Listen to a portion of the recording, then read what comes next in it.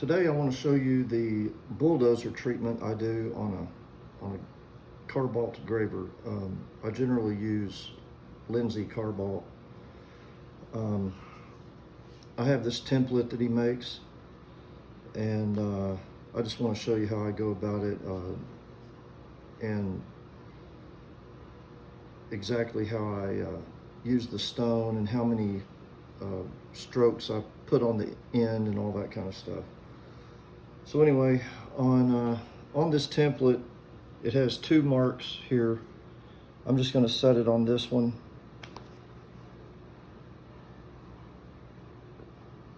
After you have your graver sharpened, and I'm using the 1/16 universal on this one,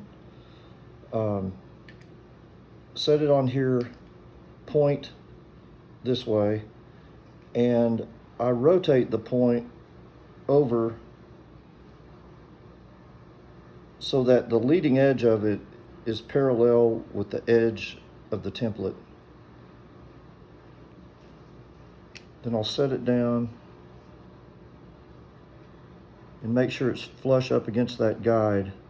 Then all you have to do is control how far out you come with it. And the way I do that is and I'm using a ceramic stone, I set the stone up to where it's perfectly vertical and push the graver into it, but that won't do anything. You need to have it overhanging a little bit. So what I do is I rock the stone back just a little bit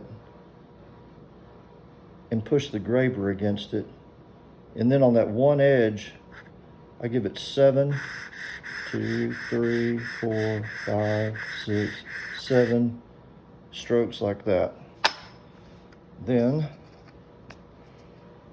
move the pointer over to the other side, put the graver, except this time you'll rotate it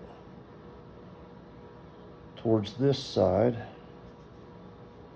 And the same thing, I'm going to put that stone up against it to make it flush, run the graver up against it, and now to get it to stick out just a little bit, I'll tilt the stone backwards, push the graver into the stone, and now 1, 2, 3, 4, 5, 6, 7 more strokes on that side. So that's it as far as the edge goes. But now I'm going to do just a little bit more, and you can put a little spit on your stone to lubricate it. But I'll lay the graver to where that heel is flat on it, and then just kind of roll it like that a couple of times and do it on each side.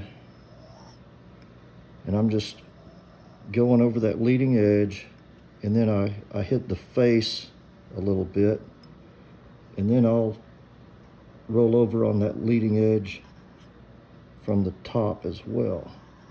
So it's kind of flattened and rounded, which basically just eliminates any stress risers, any jagged edges, and that's what causes these things to flake. So then I take a strop, it's just a piece of leather, and you can load it up with flits or some diamond paste, like this one is, and then I just run it across it a few times, like that. So now it's nice and polished. The leading edges are bulldozed, they're flattened, but they're also just a little bit rounded. So it's going to be super strong. I can cut a complete slide with this and it won't break. And that's 4/16 stainless I'm doing, usually. And another thing I do to my gravers,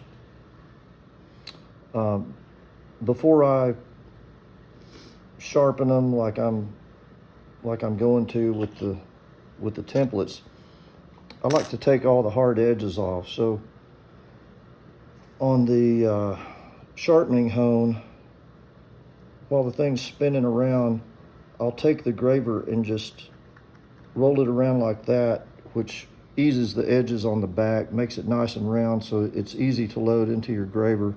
And I also do that on the sides back here, makes them not so sharp. But then on the top where your thumb or your finger goes, depending on how you operate it, I put it down there and I round it a good bit, and that way you don't have to put a neoprene sleeve or anything like that. It just makes it a lot more comfortable.